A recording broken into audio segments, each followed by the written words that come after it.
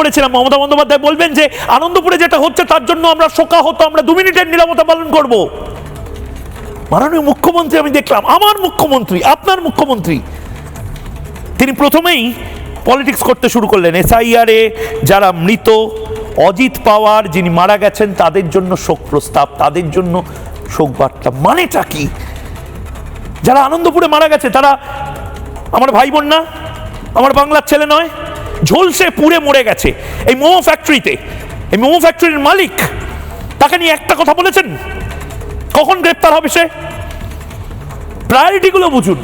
মানে আপনি হয়তো ভাবছেন যে এই গরিব ডেলিভারি বয়রা ঝলসে পুড়ে মরে গেছে, আমি তো আমার মোমো খাবো, আমি তো বইমেলাতে যাব। মাথায় রাখবেন যে হোটেলে কাজ করছে, যে অফিসগুলোতে হাউসকিপিং এর কাজ করছে, যে হয়তো এই মুহূর্তে 4 টাকা 5 টাকার জন্য অক্লান্ত পরিশ্রম করছে, যে হয়তো সাইকেলটা চালিয়ে আপনার বাড়িতে ধনেপাতা থেকে কোল্ড ড্রিঙ্ক সমস্ত কিছু পৌঁছে দিতে যাচ্ছে, আজ তারা একা এরকমভাবে ঝলসে পুড়ছে না। কাল হয়তো আপনার ফ্ল্যাট বাড়িতেও এভাবেই আগুন লাগবে এবং মমতা বন্দ্যোপাধ্যায় কাউকে পাঠিয়ে বলবে 10 লাখ টাকা দিচ্ছি, বন্ধ হোক সব। দেখুন, অজিত পাওয়ারকে নিয়ে মমতা বন্দ্যোপাধ্যায় শোক প্রস্তাব দিতে পারেন, কিন্তু আমার ভাই বোনগুলোকে নিয়ে বক্তব্য শুরু করতে পারেন না। কেন? জবাব চায় বাংলা।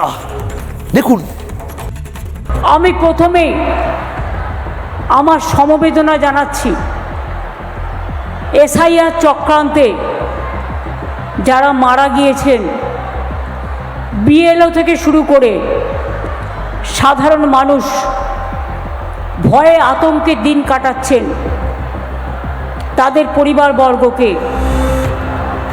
আজকে সকালবেলায় প্লেন দুর্ঘটনায় মারা গিয়েছেন অজিত পাওয়ার। আমি দুঃখিত, আমি শোকাহত, আমি তাদের পরিবারকে সমবেদনা জানাচ্ছি।